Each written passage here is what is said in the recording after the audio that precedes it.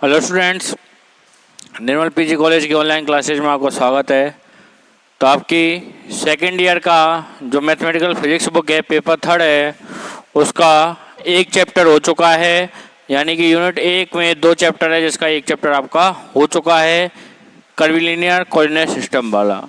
अगला जो चैप्टर है, चैप्टर सेकेंड, यूनिट फर्स्ट ही है आपकी, चैप्टर 2 है, यूनिट फर्स्ट है और चैप्टर सेकंड है, जिसका नाम है आपका टेंसर, जिसको बोलते हैं अपन प्रदेश।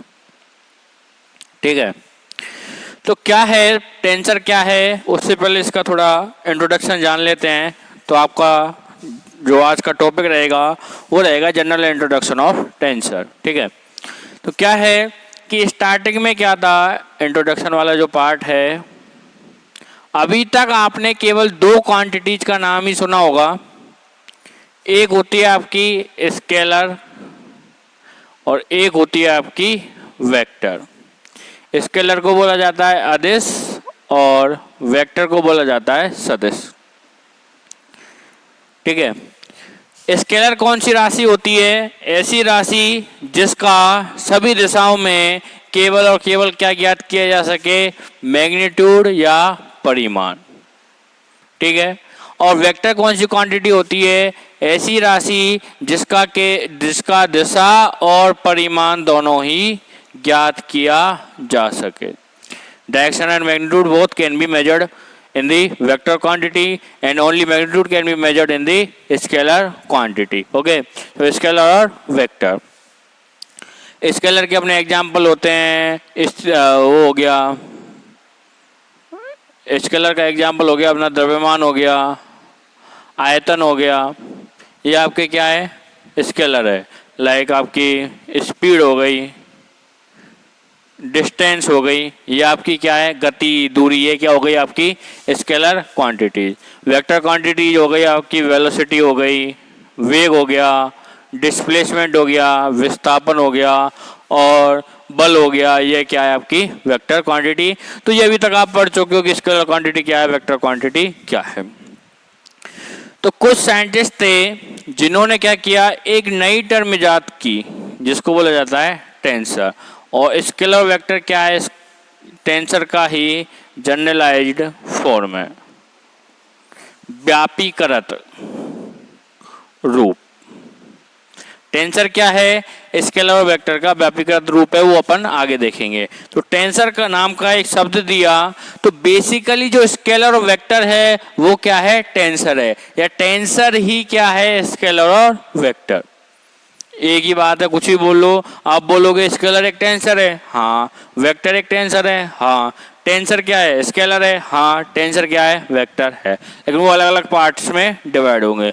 तो कुछ साइंटिस्ट थे अपने, गॉस हो गया, रीमान, या आपने मैथमेटिक्स में पढ़ा होगा लेविटा वगैरह वगैरह, कुछ ऐसे साइंटिस्ट थे, रीमान वगैरह, लेविसिविटा, ये कुछ ऐसे साइंटिस्ट थे, ऐसे मैथमेटिशियन थे जिन्होंने एक टर्म का इजाद किया, टेंसर का। तो क्या हुआ, इन्होंने इस टर्म्स का यूज तो कर लिया, लेकिन क्या हुआ, इसको जो अपार सफलता बोलते हैं ना, कि जो प्रचलन में आया, कि यूज वाली भाषा में आया कि हाँ टेंसर नाम की भी एक चीज़ है, वो आया जब 1915 में आइंस्टीन ने अपना क्या दिया, अपनी GTR थ्योरी दी, जनरल थ्योरी ऑफ रिलेटिविटी, आपेक्षिकता का सामान्य सिद्धांत। 1905 में तो दी थी उसने STR, special theory of relativity, जिसको अपन अगली यूनिट में पढ़ेंगे। सेकंड यूनिट का जो अगला वाला पार्ट होगा, सेकंड पार्ट या 4th चैप्टर। तो 1915 में जब उसने, आइंस्टीन ने जनरल थ्योरी ऑफ रिलेटिविटी बताई, जिसको बोला जाता है स्पेस टाइम के बारे में बताया था, स्पेस टाइम कर्व्ड है। आपको याद करो, मैंने पहली वो उसमें बताया था कर्विलिनियर कोऑर्डिनेट सिस्टम का क्यों यूज किया था, क्योंकि स्पेस टाइम क्या है, आइंस्टीन के अनुसार कर्व्ड था और वो प्रूव भी हो चुका है। तो वहाँ पे जो जनरल कोऑर्डिनेट्स है वो काम में नहीं आने वाले थे। GTR में पहली बार आइंस्टीन ने किसका यूज किया? टेंसर का यूज किया। तो यहां से यानी 1915 के बाद से ये टेंसर नाम का शब्द चलन में आ गया। ठीक है। तो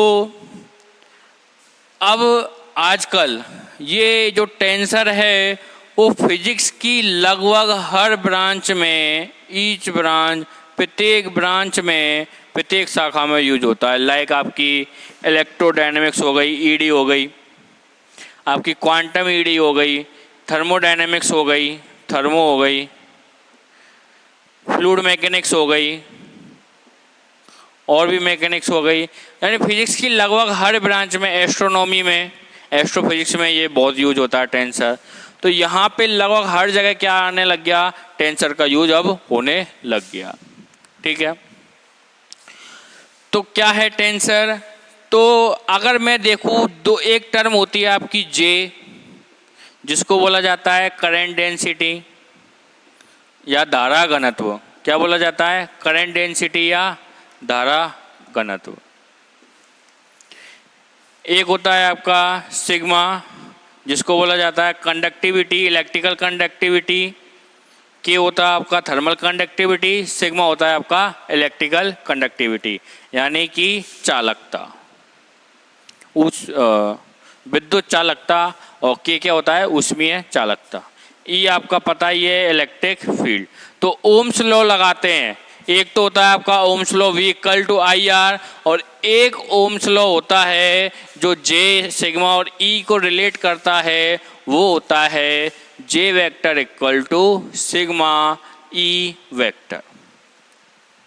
ठीक है। तो अब मेरे को टेंसर डिफाइन करना है। टेंसर को डिफाइन करने से पहले मेरे को स्केलर और वेक्टर क्वांटिटी डिफाइन करनी होगी इस J = सिग्मा E के लिए, जहाँ J वेक्टर है, E वेक्टर है और सिग्मा आपका विद्युत चालकता है। तो क्या है कि यदि मैं इसको देखता हूँ समदैशिक माध्यम में, किसमें? समदैशिक माध्यम में, यानी कि आइसोट्रोपिक मीडियम। याद है ना अपना? याद है इलेक्ट्रोमैग्नेटिज्म में पढ़ा था, पोलराइजेशन E की प्रोपोर्शनल होता है, जहाँ P = आपका आया था काई E के बराबर समथिंग। याद है ना? काई आपकी परमिटिविटी थी, ससेप्टिबिलिटी थी। तो आइसोट्रोपिक मीडियम में अगर देखेंगे तो सिग्मा जो किसकी तरह बिहेव करेगा? सिग्मा आपका जो बिहेव करेगा वो करेगा आपका एक स्केलर क्वांटिटी की तरह। समदैशिक माध्यम क्या होगा? ऐसा माध्यम जिसमें सभी दिशाओं में J और E का मान, ऐसा माध्यम जिसके सभी माध्यम में, सभी दिशाओं में J, सिग्मा और E का मान क्या होगा? समान होगा। जनरली अगर परिभाषा देते हैं तो समदैशिक माध्यम की परिभाषा दी जाती है, ऐसा माध्यम जिसकी सभी दिशाओं में किसी भौतिक राशि का मान क्या होता है? समान होता है हर दिशा में। ये अगर इधर देखूँ, सपोज करना ये पॉइंट है, मिड पॉइंट, और ये इधर देखूँ, सब जगह भौतिक राशि का मान क्या होगा? समान होगा। तो अगर मैं इसको समदैशिक माध्यम में देखता हूँ, आइसोट्रोपिक मीडियम में देखता हूँ, तो क्या होगा? इस सिग्मा का मान क्या होगा? इस सिग्मा का मान सभी दिशाओं में क्या होगा? समान होगा। यानी अपन डायरेक्शन को इसमें इंक्लूड नहीं कर पाएंगे। ऑब्वियसली अगर मैं बोलूँगा कि इधर भी सेम है, इधर भी सेम है, इधर भी सेम है, तो आप कैसे बता पाओगे कि ये X है, Y है या ये Z है? बता पाओगे? नहीं बता पाओगे। तो वहाँ पे जो सिग्मा है वो किसकी तरह बिहेव करेगा? एक स्केलर क्वांटिटी की तरह बिहेव करेगा, एक अदिश राशि की तरह बिहेव करेगा। इसी प्रकार यदि मैं ले लेता हूँ आइसोट्रोपिक मीडियम की जगह ले लेता हूँ मैं एन आइसोट्रोपिक मीडियम। क्या ले लेता हूँ मैं? आइसोट्रोपिक मीडियम की जगह ले लेता हूँ मैं एन आइसोट्रोपिक मीडियम या ए आइसोट्रोपिक मीडियम। ठीक है, जिसको बोला जाता है विषमदैशिक माध्यम। ऐसा माध्यम जिसमें वेक्टर या कोई भी क्वांटिटी का मान क्या होगा? समान नहीं होगा। क्लियर है? तो यहाँ पे समदैशिक माध्यम में क्या होगा आपका? ये समदैशिक माध्यम यानी कि एनाइसोट्रोपिक मीडियम, यहाँ पे हो जाएगा ये विषम। तो ऐसा माध्यम जिसमें किसी भौतिक राशि का मान अलग अलग दिशाओं में क्या रहता है, अलग अलग रहता है। एक्स में देखेंगे तो अलग, वाई में देखेंगे तो अलग, जेड में देखेंगे तो अलग। उससे अपने को पता लग जाएगा कि ये जो दिशा है वो एक्स है, ये वाई है या ये जेड है। तो वहाँ पर इसका भी कंपोनेंट आएगा एक्स वाई जेड में, इसका भी कंपोनेंट आएगा एक्स वाई और जेड में, और सिग्मा का कंपोनेंट भी आएगा एक्स वाई और जेड में। ठीक है, तो अगर मैं जे सिग्मा और ई को अगर मैं विषम दैशिक माध्यम में लिखता हूँ, अलग अलग दिशाओं में अलग अलग मान लिखता हूँ, तो देखिए इसको समीकरण के रूप में लिख सकते हैं। तो क्या हो सकता है आपका, जे एक्स हो सकता है, एक्स में हो सकता है। क्या हो सकता है आपका, जे वाई हो सकता है। और क्या हो सकता है आपका, जे जेड हो सकता है। तो जे एक्स क्या होगा आपका, जे एक्स होगा आपका सिग्मा एक्स एक्स, जैसे मैट्रिक्स लिखते हैं अपन, क्या लिखते हैं, मैट्रिक्स। तो सिग्मा का एक्स एक्स में हो सकता है इंटू ई एक्स प्लस, और क्या हो सकता है, सिग्मा का एक्स और वाई में हो सकता है into E Y plus, sigma का एक्स जेड में हो सकता है इंटू ई जेड। घटक के रूप में लिख दिया, एक्स वाई जेड के रूप में लिख दिया। इसी प्रकार जे वाई क्या हो जाएगा आपका, sigma Y X E X plus sigma Y Y E Y plus sigma Y Z E Z. ठीक है, इसी प्रकार जे जेड देखिए ना, जे जेड क्या हो जाएगा, J Z sigma Z X E X plus sigma Z Y E Y plus sigma Z Z E Z के बराबर। यहाँ पे आपको थोड़ा ये बोरिंग लग सकता है क्योंकि मैं क्या बता रहा हूँ, आप सोचोगे क्या बता रहा है क्या नहीं बता रहे हैं, लेकिन ऐसा नहीं है। मैं आपको बताना चाह रहा हूँ कि इसी क्वांटिटी को स्केलर के रूप में कैसे रिप्रेजेंट किया जा सकता है, इसी को वेक्टर के रूप में कैसे रिप्रेजेंट किया जा सकता है। तो स्केलर के रूप में अगर रिप्रेजेंट करेंगे तो कौन सा माध्यम हो जाएगा आपका, समदैशिक। और अगर मेरे को वेक्टर के रूप में देखना है तो विषमदैशिक, और वो किस प्रकार रिप्रेजेंट होगा, कुछ इस प्रकार। ठीक है, और अब देखना, इसी को बोला जाता है टेंसर। 3x3 की मैट्रिक्स आप इससे बना सकते हो, एक कंपोनेंट ये, एक ये, एक ये, एक दूसरा तीसरा, एक ये, एक ये, एक ये। तो इससे क्या कर सकते हो आप, 3x3 की मैट्रिक्स बना सकते हो, यानी कि एक टेंसर का निर्माण कर सकते हो। कैसे करेंगे, तो देखना, आपकी स्केलर में क्या होती है, कोई भी डायरेक्शन नहीं होती है। स्केलर में क्या होता है, आपको कोई भी दिशा नहीं होती है, नो डायरेक्शन, नो दिशा, दिशा नहीं है। यानी स्केलर क्या कहलाता है, स्केलर कहलाता है जीरो रैंक का टेंसर। स्केलर क्या कहलाता है, शून्य कोटि का प्रदेश। टेंसर क्या कहलाता, ये स्केलर क्या कहलाता है, जीरो रैंक का प्रदेश। तो यदि आपसे पूछा जाए स्केलर टेंसर है, हाँ है। कौन सी रैंक का है, जीरो रैंक का। क्यों है, क्योंकि स्केलर में कोई भी डायरेक्शन नहीं होती है। वेक्टर देखे यानी सदिश देखे, तो वेक्टर को यदि एक दिशा में देखता हूं मैं, वन डायरेक्शन, केवल एक दिशा में देखता हूं, तो ये जो टेंसर होगा वेक्टर, वो किस प्रकार का होगा, फर्स्ट रैंक का। किस रैंक का होगा, फर्स्ट रैंक का। इसको एक्स में देख लो, वाई में देख लो या जेड में लिख लो। और उसको किस प्रकार रिप्रेजेंट करेंगे, 3x1 की मैट्रिक्स से, 3x1 की कॉलम मैट्रिक्स से इसको रिप्रेजेंट करेंगे। अगर ये टू डायरेक्शन में, दो दिशाओं में है, तो इसको कैसे रिप्रेजेंट करेंगे, इसको करेंगे सेकंड रैंक के टेंसर से। और उसके कंपोनेंट कैसे लिखेंगे अपन, 3x3 की मैट्रिक्स से। ये सेकंड रैंक का क्या हो गया आपका, टेंसर हो गया। और इसको किससे रिप्रेजेंट करेंगे, 3x3 की मैट्रिक्स से। तो सपोज करना कोई n डायमेंशनल अगर आपका कोई भी क्वांटिटी है, फिजिकल क्वांटिटी है, समझ रहे हो इसका मतलब क्या है, कि स्पेस टाइम में कितनी भी डायमेंशन हो सकती है। तो उसी कारण टेंसर का यूज किया जाता है। जनरली तो आपने पढ़ा है कि 3 डायमेंशन होती है, एक्स वाई जेड, 3 डायमेंशन। अगर जब स्पेस टाइम में जाते हैं तो समय भी जुड़ जाता है, चौथी डायमेंशन आ जाती है उसकी, तो 4 डायमेंशन हो जाती है। और अभी तक साइंटिस्ट बिलीव करते हैं कि और भी डायमेंशन हो सकती है। वो कैसे कैसे होती है, वो अलग अलग डिपेंड करते हैं, वो बात की बात है। तो सपोज करना अगर n डायमेंशन है तो उसके जो कंपोनेंट्स है, इसको कर दिया 3x3 से, तो इसको क्या हो जाएगा ये nth रैंक का टेंसर। और इसको कैसे रिप्रेजेंट करेंगे 3 की पावर n कंपोनेंट से, 3 की पावर n, इसको करेंगे 3 क्रॉस 3 यानी 3 स्क्वायर यानी कि 9 कंपोनेंट से, इसको 3 की पावर 1 यानी कि 3 कंपोनेंट से 3 घटकों से। ठीक है, तो ये था कि स्केलर और वेक्टर क्या है, क्यों है, कैसे है, एक ही क्वांटिटी को मैं स्केलर के रूप में कैसे रिप्रेजेंट कर रहा हूँ और वेक्टर के रूप में कैसे रिप्रेजेंट कर रहा हूँ, और स्केलर और वेक्टर को टेंसर के रूप में किस प्रकार रिप्रेजेंट किया गया है। तो टेंसर ही क्या है आपका स्केलर है, वेक्टर है। स्केलर ही आपका 0 रैंक का टेंसर है, वेक्टर ही आपका फर्स्ट रैंक का, सेकंड रैंक का, थर्ड रैंक का, जितना भी वेक्टर होगा उतनी रैंक का क्या है ये टेंसर है। और कंपोनेंट्स कितने होंगे 3 की पावर n। ये था आपका जनरल इंट्रोडक्शन वाला पार्ट। आगे देखना,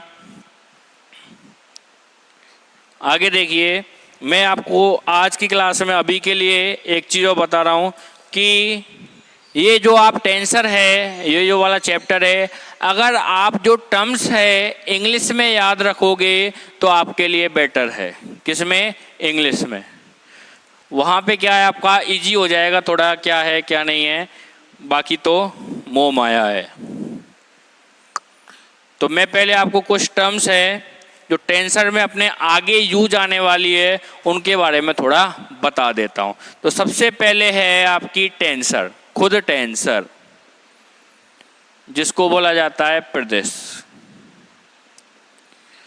तो याद रखना टेंसर को अपन हमेशा रिप्रेजेंट करेंगे जो लेटर है, अल्फ़ाबेट लेटर है उसके जो बड़े लेटर है उससे, यानी कि A, B, C, capital D, capital A, capital D, capital C, यानी कि इंग्लिश अल्फ़ाबेट के कैपिटल लेटर से किसी भी टेंसर को रिप्रेजेंट किया जा सकता है। यानी आप ऐसे नहीं लिखोगे कोई टेंसर है ना, आपको कहीं पे दिखेगा कि एक टेंसर है स्मॉल a, ऐसा कभी नहीं होगा। हमेशा कैसे डिफाइन होगा, capital A, capital B, capital C, capital D, capital Z तक कैसे भी रिप्रेजेंट किया जा सकता है, लेकिन हमेशा कैसे होगा, कैपिटल लेटर में। ठीक है, एक होता है टेंसर के ही यूज है, एक होता है आपका सुपर स्क्रिप्ट। जैसे पहले अपन देखे इंडेक्स, अगर उसको प्लूरल में देखे, बहुवचन में देखे तो उसको बोलते हैं अपन इंडिसीज, यानी कि सूचकांक। इंडेक्स को बोला जाता है सूचकांक। और इंडेक्स को रिप्रेजेंट किया जाता है इंग्लिश अल्फ़ाबेट के स्मॉल लेटर्स से। किससे, स्मॉल लेटर्स से, small a, small b, small c, small i, small j, small k, small p, small q, ऐसे। तो टेंसर कैपिटल लेटर से, जो इंडेक्स है सूचकांक है, आगे बताऊंगा आगे क्या है क्या नहीं है। तो इंडेक्स है उनको रिप्रेजेंट किया जाता है इंग्लिश अल्फ़ाबेट के स्मॉल लेटर से। ये तो कैसे रिप्रेजेंट किया जाएंगे, कैपिटल लेटर्स से। ये कैसे किए जाएंगे, स्मॉल लेटर्स से। ठीक है, एक है आपका सुपर स्क्रिप्ट, एक होता है आपका, ये होता है आपका मूर्धांक। देखिए ऐसे ऐसे नाम है इसके, मूर्धांक, सुपर स्क्रिप्ट, मूर्धांक, मूर्धांक। एक है आपका सब स्क्रिप्ट जिसको बोला जाता है पादांक, जिसको क्या बोला जाता है, पादांक। तो ये है मूर्धांक और ये है पादांक। तो जैसे कि नाम से ही स्पष्ट है, सुपर स्क्रिप्ट का क्या मतलब होगा कि ऐसी इंडेक्स जो टेंसर के क्या हो, ऊपर की साइड हो, माथे पे हो। जैसे आपका कोई भी टेंसर है A, ठीक है, तो ये क्या होगा, कोई भी जो इंडेक्स होगी यदि किसी टेंसर के क्या होगी, माथे पे होगी, ऊपर की साइड होगी, हेड पे होगी, तो ऐसी इंडेक्स क्या कहलाएगी, आपकी सुपर स्क्रिप्ट इंडेक्स, या ऐसा जो टेंसर होगा वो सुपर स्क्रिप्ट टेंसर। वो बात की बात है। अगर इंडेक्स ऊपर की साइड है तो क्या हो जाएगा, ये सुपर स्क्रिप्ट रूप में हो जाएगा। ऊपर की साइड सुपरस्क्रिप्ट यानी कि मूर्धांक, ठीक है। सबस्क्रिप्ट में क्या हो जाएगा कि ऐसा ही इंडेक्स जिसका क्या हो, इंडेक्स क्या हो, नीचे की साइड हो, पैरों में हो, पड़ी हुई हो पैरों में, ठीक है, नीचे दबे रहने की आदत है ऐसे। तो जे क्या है, कोई भी इंडेक्स है, मैंने बोला स्मॉल लेटर है जे में। तो ये वाली जो आपको मैं टर्म्स बता रहा हूँ ये याद रख लेना, ये पूरे टेंसर जो पार्ट है उसमें काम आने वाली है। अगर आप कंफ्यूज हुए तो फिर कंफ्यूज हो जाओगे। टेंसर सबसे मोस्ट ऑफ डिफ़िकल्ट वाला पार्ट है, ठीक है। इसके जो नोटेशंस है और ट्रांसफॉर्मेशन है ये थोड़ा अपने को ध्यान में रखने की ज़रूरत होती है। तो ये वाला जो होगा जे वो क्या होगा, नीचे की तरफ है जे, तो ये वाला जो होगा सबस्क्रिप्ट रूप में होगा, सब स्क्रिप्ट किस में होगा, ये सबस्क्रिप्ट रूप में। तो सुपरस्क्रिप्ट, सबस्क्रिप्ट, टेंसर और इंडेक्स, ठीक है। अब क्या है, अब है आपका फ्री इंडेक्स। क्या है आपका फ्री इंडेक्स, जिसको बोला जाता है मुक्त सूचकांक, मुक्त सूचकांक। और एक होता है आपका डमी इंडेक्स, जिसको बोला जाता है मूक। बोलिए हो जाता है चुप, बिल्कुल मूक, जिनका कोई मतलब नहीं है, नील बटे सन्नाटा, कोई योगदान नहीं है उनका किसी चीज़ में, वो कहलाता है अपने डमी इंडेक्स। वैसे यहाँ पे होगा इनका कंट्रीब्यूशन बहुत ज़्यादा है, अगर नहीं होता तो क्यों होता, अगर इसको ये लेते ही क्यों, ठीक है। तो फ्री इंडेक्स क्या है, मुक्त सूचकांक क्या है कि सपोज करना आपका कोई टेंसर है ए, ठीक है। मैं बोला हूँ कैसे भी डिफाइन किया जा सकता है, कैपिटल टी से भी किया जा सकता है, अगर आपको इजी लग रहा है तो कैपिटल टी से भी आप कर सकते हो, ठीक है। तो फ्री इंडेक्स क्या है, ऐसा इंडेक्स जो क्या हो किसी टेंसर इक्वेशन में केवल और केवल एक बार यूज में आए, जैसे कि ए आई और ए आई और ए आई बी जे और ए आई बी जे, वो बताऊंगा इसका मतलब क्या है। उससे पहले देखिए यहाँ पे भी एक इंडेक्स हो रही है यूज में, एक हो रही है, यहाँ पे भी एक ही हो रही है, यानी अलग अलग इंडेक्स यूज होनी चाहिए। कैसी, अलग अलग इंडेक्स यूज होनी चाहिए। आप इसको इस प्रकार भी लिख सकते हो, ए आई बी जे। ये तीनों टेंसर के प्रकार है, वो आगे की उसमें देखेंगे। तो फ्री इंडेक्स क्या है, ऐसी इंडेक्स जिसका केवल एक ही वैल्यू हो, यानी ऐसे टेंसर में जिस टेंसर में केवल इंडेक्स एक ही हो, एक ही टाइप की हो। जैसे इसमें आई है, इसमें आई है, इसमें क्या है ए आई बी जे है, ऐसा भी हो सकता है टेंसर आपका ए आई जे और के, ऐसा भी हो सकता है। देखो तीनों इंडेक्स अलग अलग है, ये सुपरस्क्रिप्ट में और ये किसमें, सबस्क्रिप्ट में। बता दिया ना, सुपरस्क्रिप्ट में और ये सबस्क्रिप्ट में, ठीक है। तो क्या है, ऐसी इंडेक्स जो केवल एक बार यूज में आए, वो कैसी इंडेक्स कहलाती है आपकी, फ्री इंडेक्स या मुक्त सूचकांक। डमी इंडेक्स क्या होगा, ऐसी इंडेक्स जो सबस्क्रिप्ट और सुपरस्क्रिप्ट दोनों में यूज हो। ऐसे नहीं कि दोनों ही सुपरस्क्रिप्ट में होगी, जो इंडेक्स होगी दोनों बार ही सुपरस्क्रिप्ट में यूज होगी और दोनों बार ही सबस्क्रिप्ट में, ऐसे नहीं लिख सकते आप ए आई आई, इसका कोई मतलब नहीं निकलता है। इसी प्रकार बी आई आई और बी आई आई, ऐसा नहीं होगा, इसका कोई मतलब नहीं है, इसको एक ही बार में लिखा जा सकता है, ठीक है। तो क्या है ए आई आई, अगर इस प्रकार का आपका कोई टेंसर है, ये किसमें, सुपरस्क्रिप्ट में और ये किसमें, सबस्क्रिप्ट में, और दोनों में क्या है एक ही इंडेक्स है, दोनों का वैल्यू देखो यहाँ पे तो क्या था अलग अलग है, ऐसे भी लिख सकते हो आप ए आई जे, ऐसे भी लिख सकते हो आप। तो यहाँ पे देखना दोनों इंडेक्स क्या अलग अलग है, ये क्या कहलाती है फ्री इंडेक्स, आई भी फ्री इंडेक्स है और जे भी फ्री इंडेक्स है, एक ही बार यूज हुआ। यहाँ पे दोनों साइड में क्या हो रही है, ए सुपर स्क्रिप्ट में भी आई है और सब स्क्रिप्ट में भी क्या है, आई है। तो ये जो इंडेक्स है वो कहलाएगी आपकी डमी इंडेक्स या मुक्त सूचकांक। तो ये कुछ अपने जनरल पार्ट्स है। आगे अपन देखेंगे कि contravariant tensor, covariant tensor, contravariant, covariant, mix tensor, rank of tensor क्या होती है। तो अपन जनरल इंट्रोडक्शन देखेंगे, फिर आगे क्रॉनिकल, डेल्टा वगैरह वगैरह इसको देखेंगे तो नेक्स्ट क्लास में।